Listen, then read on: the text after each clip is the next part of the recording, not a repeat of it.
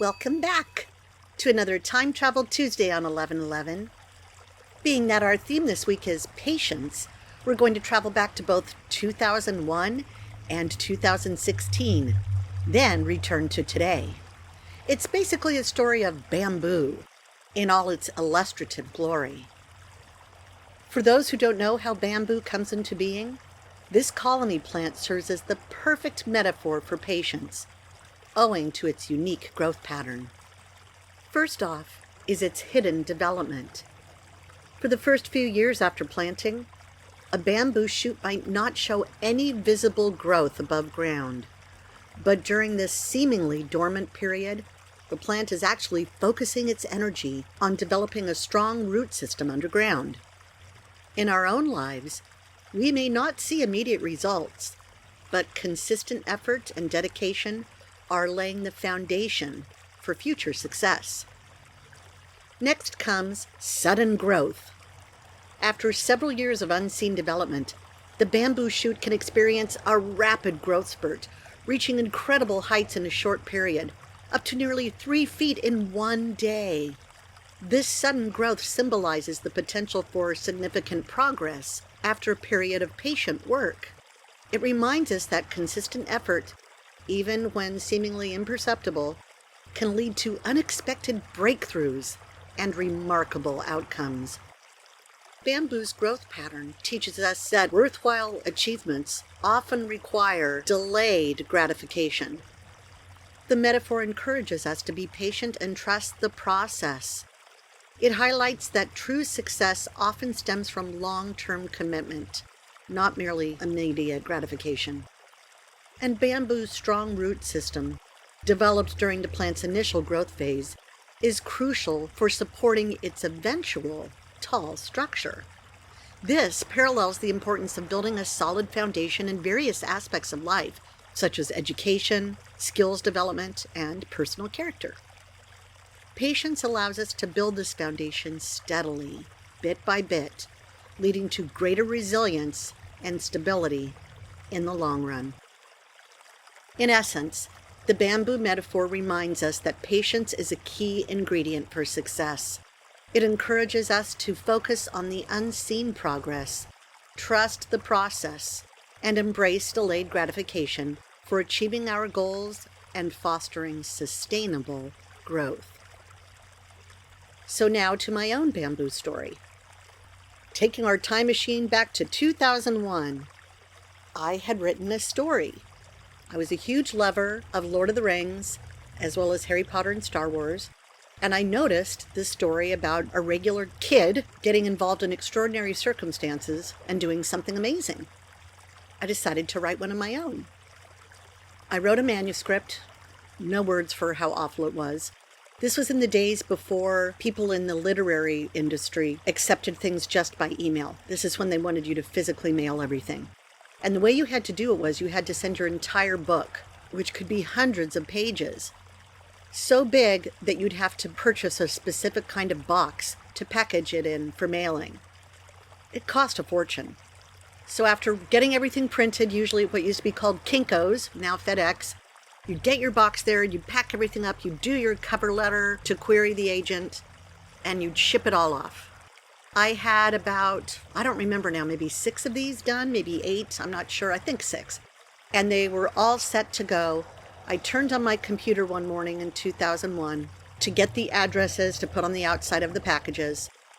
And when I looked at the internet, I saw smoke coming from buildings I had visited in New York. This was the day of the 9/11 Twin Towers attack. Obviously, there were more important things going on than my book. And the hub of literary activity for the industry itself, for agents, publishers, and so on, was New York. They were going through absolute nightmarish hell.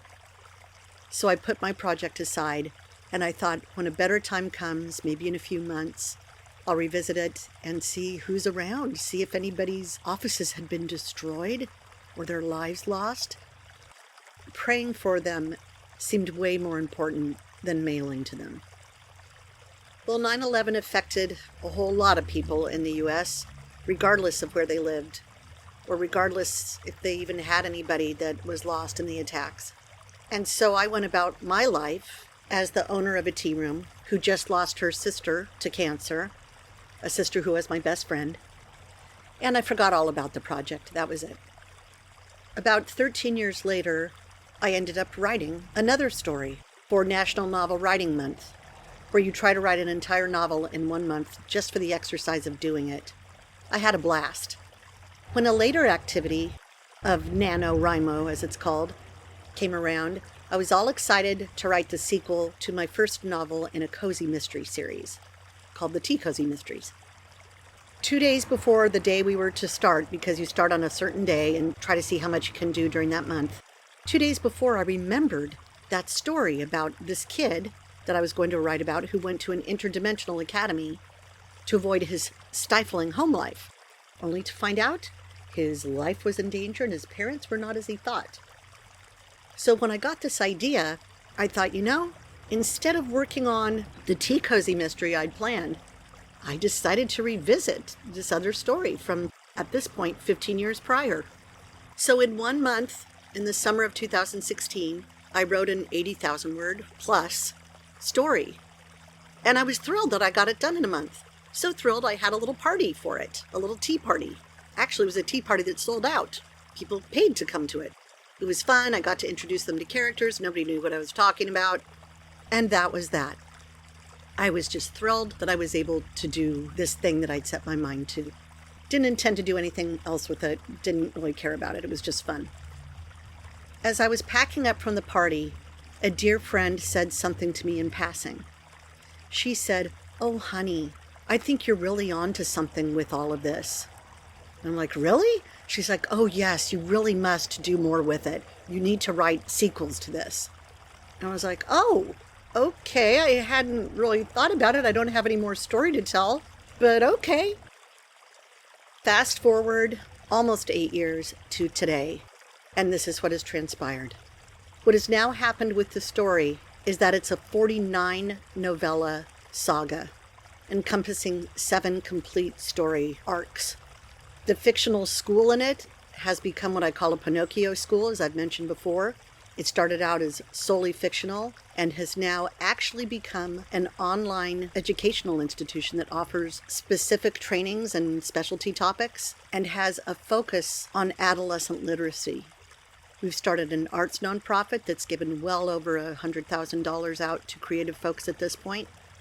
We have online classes, in-person training, and we've even started a reading revolution, where we get kids excited about reading and learning through the power of 3, to wit, interactive books, immersive lessons, and implementation trainings.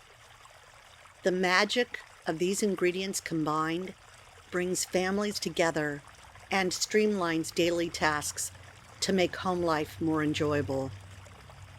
I could tell you about each part of the program, from our free Win Over Your Reluctant Reader self-study training, to our Turbocharge Your Child's Education training.